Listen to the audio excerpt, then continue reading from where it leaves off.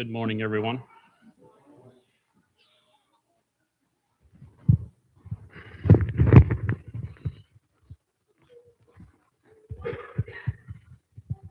It's another beautiful day to worship the Lord, as is every day.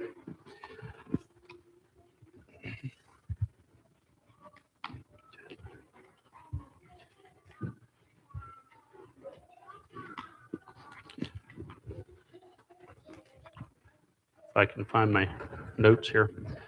So today I'd like to talk about legacy. I think it's always a good idea to think about our legacy, and I want to look at that today. Essentially, what will your legacy be? I'm just curious. Well, let me read the Webster's definition of legacy. Anything handed down from or as from an ancestor. And I'd like to add kind of what I'm focusing on today is the impact you make on those around you is, I think, a big part of the legacy I'm talking about here. As children of God, we should have an impact. We should, when we arrive 6 foot under, what's our legacy going to be? It's not something we think about much. Just curious, not a right or wrong question or putting anybody on the spot, but how many of you thought about your legacy this week? Anybody? Maybe Conrad, Aiden. Okay, a couple people. That's good. Like a lot of times we're running along and we don't really think about it, but I'd like to call us to think about it a little bit more. A lot of times older people think about legacy because the more we come to the end of our life, the more we're thinking about that, or should be, or are thinking about it. It's just a natural thing. But I like to say that young people should be thinking about your legacy because that's the time you can change course or impact or more. Well, we always have an impact no matter what stage of life we are, but ultimately on the last stretch of our life, it's kind of, there's a lot of ground lost, if you, so to speak, whereas you're not going to gain that. Whereas a young person, you have potentially have a lot of time left to create a lasting legacy. And so I'd like to just look at some of that, what that all looks like. We're not entitled to tomorrow or even this afternoon as a young person. I sometimes forget that. I still consider myself young, but even, let's say you're under 20, God could call you home today or tomorrow. And so what's your legacy going to be? I think we should all think about it. Just real quick, and it could be talked about later too, but is there anybody, if we start talking about this, is there anybody that pops in your mind who has made a big impact on your life? Is there? I'll just open up for a little bit before we move on.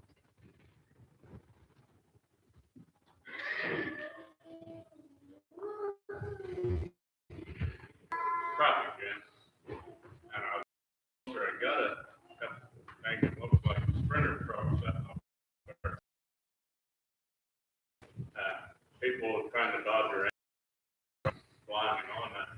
I ever saw horns of tooting and people screaming and holler. I was on the phone when I got up close to it. I thought, man, that guy's standing across the wooden split fence there in the yard on the phone. It don't really look like somebody lives there. And his van's sitting right up on the road in the center of the lane where we're coming up, but this line of traffic is like miles back. People honking, some of them cussing them out. So when I got up there, I thought this is sort of weird that he's just standing over there after I was on the phone. So I rolled the window down and yelled out and I said, "Hey, you broke down?" Turned around and looked and it was like, "Yeah."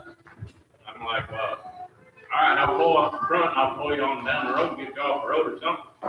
"Really?" I was like, I caught on what the deal was. This guy's embarrassed. He's standing over there, people cussing him out. And once I got in front of him, hooked on to him, he's like, "Are you sure you can pull this?" I said, "Oh my God." I said, "I'll pull that thing apart." But they're acting weird. Slipped under in and hooked on him, hooked off, drove him up, got him off the road on the side road. And he said, "You wouldn't believe the people that give you the finger, cuss you out, play on their horns and everything else. There's anything I can do about that. My company's still too hard from being here to told me off, and this was such a blessing. He said, "What can I pay you?" And I'm like, when you see somebody do the same thing to them, you're like, "Oh my God, you must be an angel." Just help somebody else out. But it's weird how people today, somebody can be broke down and people don't know their problem, so they just, I'll run them over, cuff them out, give them the finger, everything else. And the poor guys, they're broke down, can't do nothing about it. That's the way a lot of things go in life. Yeah, that's a perfect example. What we're talking about today is making an impact on the people you meet throughout your daily life. So I'm gonna thanks for that. So I'm gonna quickly go through a timeline of down through history of people that have a legacy in the history books, so to speak. So just something food for thought. So we start with Adam and Eve, Cain and Abel, Noah, Rahab, Joseph, David, Daniel, Job, Mary, Peter, Stephen, Paul, Nero, Genghis Khan, Alexander the Great, Johannes Gutenberg, Martin Luther, Menno Simons, Christopher Columbus, George Washington, Samuel Morse, Charles Spurgeon, George Custer, Marcus and Nerissa Whiteman, Abraham Lincoln, Harriet Tubman, Henry Ford, Orville and Wilbur Wright, Hitler and Mussolini, Jim Elliot and Nate Saint, Elizabeth Elliot and Rachel Saint, Billy Graham, Saddam Hussein, Charlie Kirk, and for reason of just happening Friday, Chuck Norris. So it's just food for thought. These people all have a legacy. They're all dead. They all have that in common, and they all have, obviously, they're in the history books or will be, because of I guess impact they had or what they did. And the thing is, some of these were good impacts, some were a good legacy, some were mediocre, and some were bad. So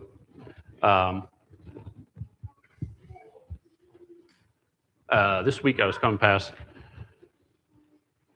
77 in Canton, coming past the Mercy Hospital, and I kind of had a flood of memories come back from when my grandma was there. Kind of teared up a little bit. I was by myself, and I was thinking over that. She didn't die there, but she had a heart attack and went there, and then beginning of the end, about a year later, she died. But she had a big effect on my life. Everyone called her Granny. She was known as Granny, and when I think of her, and I was thinking about her, it brought back a lot of memories. And she had so I guess back in, it would have been 93, originally, my dad would have left in Wilmington as a 19-year-old or something. He was the first of his family to leave, and a bad setting. And then a couple years later, his parents, my grandparents, would have left with a couple other, I guess only two other sisters would have left. The rest, the brothers were still there. But anyhow, be that as may, in 93, our family would have been living in central New York, and my grandparents were living in Spencer, Wisconsin, and then my grandpa died of colon cancer. And I guess I would also add that same January, I'm not very good on dates, but it was within a couple months apart, my brother died in a traffic accident. There's only two of us at that time, and then he was 2 years younger than me, and he died. So that made a big impact on me and affected me. And then within, I'm not sure, a month or two later, I'm not a little foggy on the dates. I would have been 6 at that time.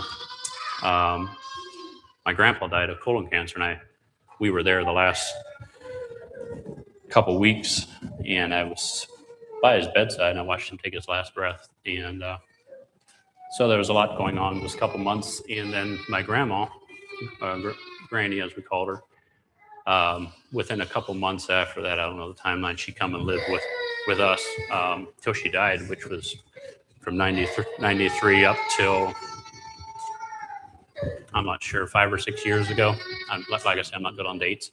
So basically my whole growing up years, she was with us. We always had wherever we lived, she had a trailer on the property, a separate. She didn't live in the house with us, but she always had a trailer or I guess the last place they lived in Ohio, which wasn't in, where I was married by then. I guess she had a little apartment in the house. But basically, when I was growing up, she always had a separate trailer, but she was always on the property.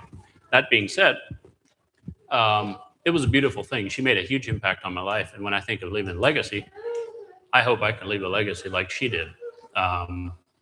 There's a lot to be said for that. I think there's a lot to be said for grandparents being an integral part of their grandchild's lives, not in a spoiling way or anything, but impacting them, teaching them, giving them instruction from things they've experienced. She was,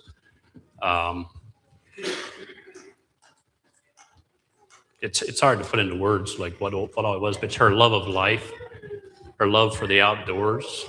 I got my love of birding from her. We had bird lists. She was always up for a hike. She was a tough lady. I mean, I don't think they make them like that anymore.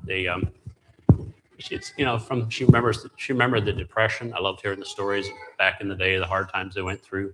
There again, it shaped my perspective listening to an older person, which is part of her legacy that she passed on to me. She met me and everyone at their level, and she was good, with us as children. She treated me like a little adult, but she met me on my level and spent time with me and gave time, which ultimately, as really with our children, first of all, which is as parents is our first priority, and then broadening out from that, from other people we meet. I think time is a huge factor. Like we hear people, see where they're at, pay attention, and listen to them. And she did very well with that. She was always a joyful person and a thankful person. And I think as a child of God, that's really the only course we have. If you're not thankful, if you live a life of ingratitude, you can't continue that as a child of God. There's no other way. Obviously, there's ups and downs and this and that, but I'm saying as a whole, she was joyful, had gratitude, was always made the best of things. That's something I learned from her. So, moving on, I'm going to read some scriptures. I think the Bible talks a lot about legacy, and I think it is an important part of the Christian life. I'm just quickly going to go over some scriptures, starting with Psalm 78, 4-7.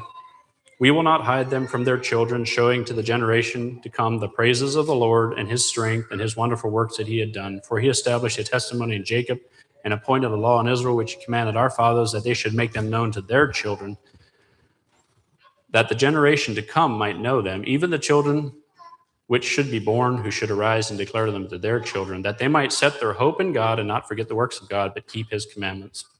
Deuteronomy 6, 5-7. And thou shalt love the Lord thy God with all thine heart, with all thy soul, with all thy might. And these words which I command thee this day shall be in thine heart.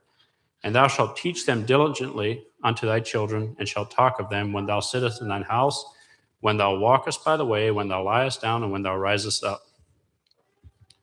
Proverbs 13:22. A good man leaveth an inheritance to his children's children, and the wealth of the sinner is laid up for the just. And I think this inheritance is talking about more than just money and wealth, but it's talking about when it's taught well, it says inheritance to his children's children, so it continues on through the generations. 2 Peter 1, verse 15. Well, I'll start in 14. Knowing that shortly I must put off this my tabernacle, even as our Lord Jesus Christ has showed me. Moreover, I will endeavor that you may be able, after my decease, to have these things always in remembrance. Titus 2, 1-4. But speak thou the things which become sound doctrine, that the aged men be sober, grave, temperate, sound in faith, and charity, and patience. The aged women likewise, that they be in behaviors becometh holiness, not false accusers, not given to much wine, teachers of good things, that they may teach the young women to be sober, to love their husbands, to love their children. Psalm 145, 1-4. I will extol thee, my God, O King, I will bless thy name forever and ever. Every day will I bless thee, and I will praise thy name forever and ever. Great is the Lord, and greatly to be praised, and his greatness is unsearchable. One generation shall praise thy works to another, and shall declare thy mighty acts. 1 Peter 2:12, having your conversation honest among the Gentiles, that, whereas they speak against you as evildoers, they may, by your good works, which they shall behold, glorify God in the day of visitation. We're just talking about that good works don't gain us salvation. But as children of God, we have to have good works, and that glorifies God. It's not to glorify us, but it's to glorify God. That's what this verse talks about. Philippians 2:14-16. Do all things without murmurings and disputings, that you may be blameless and harmless, the sons of God without rebuke, in the midst of a crooked and perverse nation, among whom ye shine as lights in the world, holding forth the word of life, that I may rejoice in the day of Christ, that I have not run in vain, neither labored in vain. Like I said before, our first priority as parents is our children. In thinking about legacy, we need to pour into our children, not into spoiling them or showering them with endless things, but we need to give them time. We need to teach them. We need to lead well, be aware of the needs they have, and take care of them. But I think oftentimes maybe, and everyone else be damned, for a better lack of language, and that's not the correct way to live. Like, we need to, our family is our first priority. God, as parents, that's a huge undertaking and a huge priority. But we also, in our sphere of influence, we need to be concerned about the impact we're making. Are we building people up, or are we tearing them down? And we all, doesn't matter who you are, if you're 15 years old or if you're 80 years old, we all have a sphere of influence. And our obviously our spouse is a big part of that. But I think when I was looking over this and studying for this, one of the things I realization I come to is that I don't want to really talk about this because it's something that I fall short in. But I guess this study was more for me than anyone else. So it's I know for myself,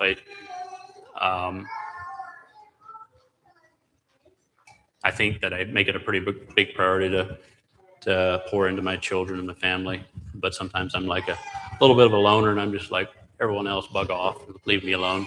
That's not a correct way to go through life. So I know I can do better in that, to pay attention to the needs around me and be aware and work on that. So talking a little bit about how do we build a good legacy? Maybe I'll just open up a little bit. Anything popping up? What are some things that go into that? A godly legacy.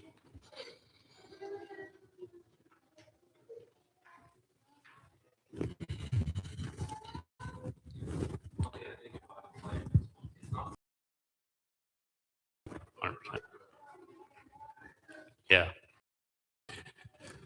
Actually, I was going to talk about that a little. You hit the nail on the head where it's not. There's a verse that's tied with that. 1 Corinthians 10:31. Whether therefore you eat or drink or whatsoever you do, do all to the glory of God.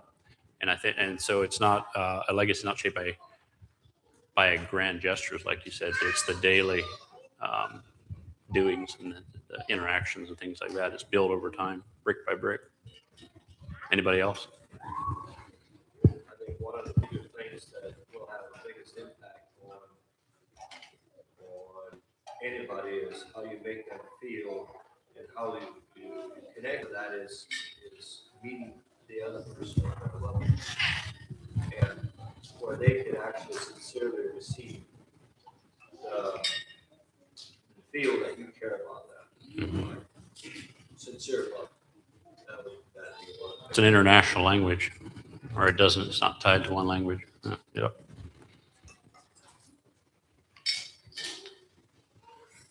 Anybody else? I think one of the important legacies that we want to do, or impact we want to have, is on our children that we pass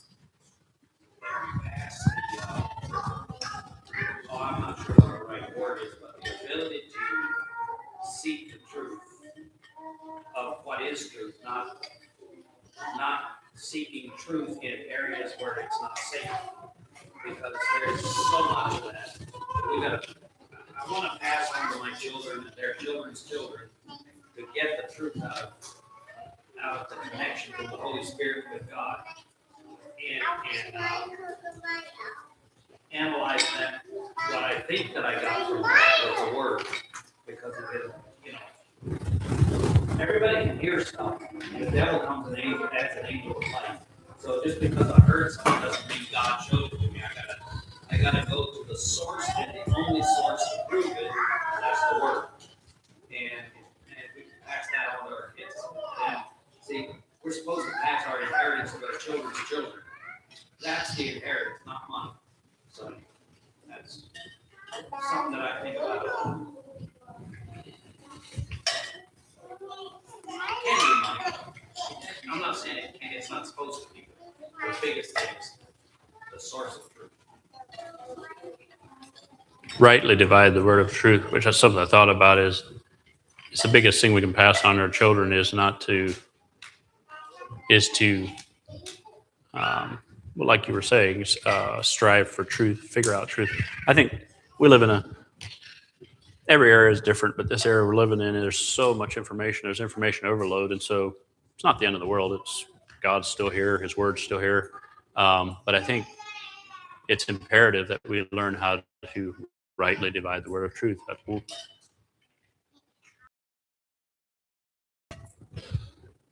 Ignorance is not bliss. Like, just because you've seen it on YouTube or just because you've seen a video of it doesn't mean anything anymore. Like, be aware of your surroundings. Like, don't be a conspiracy theorist. I was going to talk a little bit about that as well. It's like, focus on things you can control.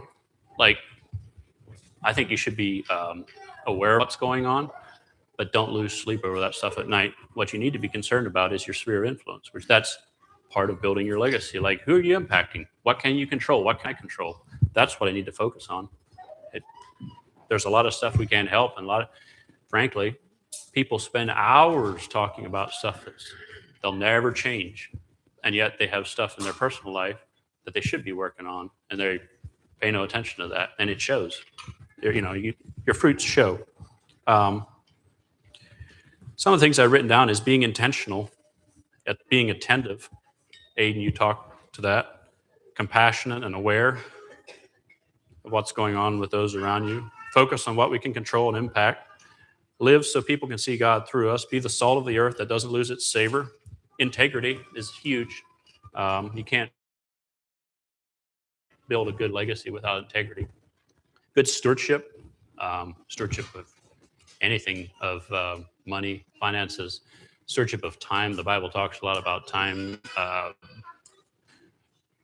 What's that one verse? Redeeming the time as the days are evil, or something like that. Like, time is something that's so easy to be wasted away. And I think we're all guilty of it to a certain extent, but we need to be good stewards of our time, make best use of it. Doesn't mean we got to be running around. That's not the point. The point is to be intentional with our time. It comes back to intentionality. So much involved with that.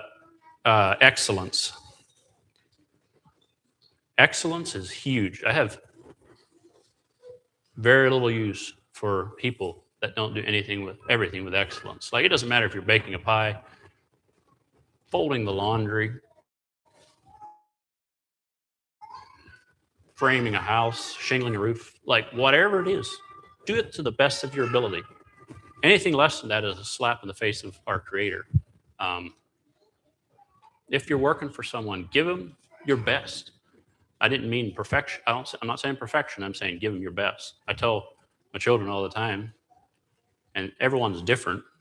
Some of our children are more of emeralds, and some are more, sapphire. So they all are a little different. But some, I tell them all the time that all I ask from them is give it your best shot. I don't care if you get an A or a C. All I want to know is that you gave your best effort. And that's all that we're called to do, is do everything we can to the best of our ability. As Christians, it's the only way. It's a reflection to our Creator.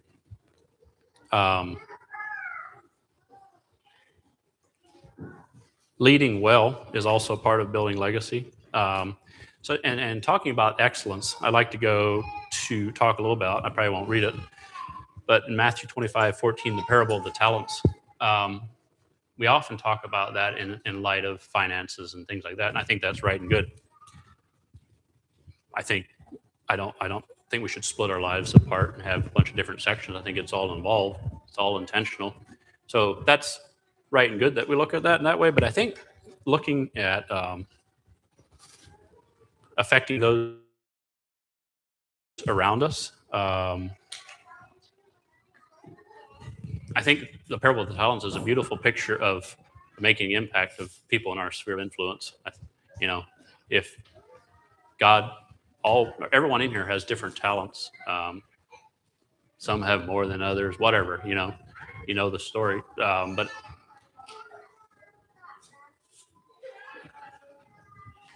it's,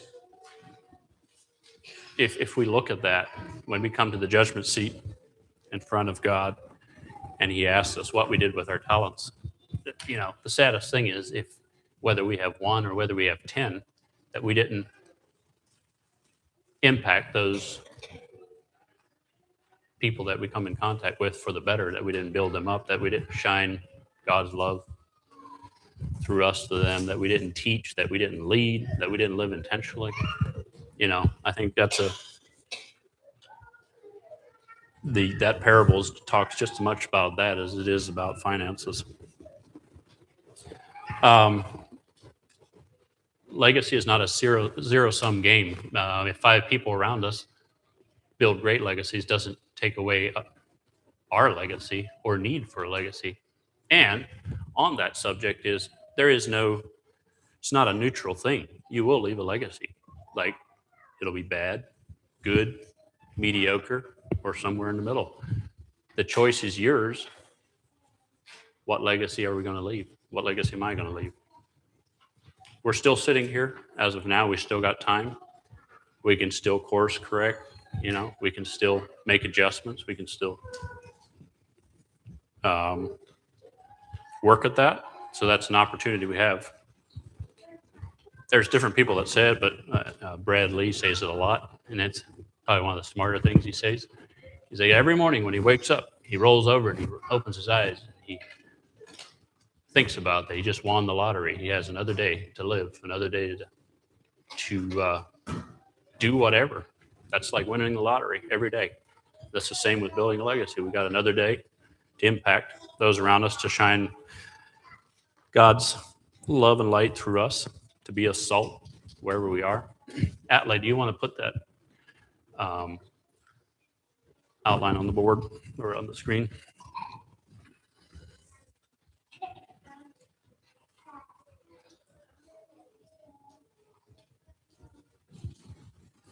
So I seen this week, and I'm going to end with this. So in Matthew 25, verse 23, I think we all know the verse, talks about,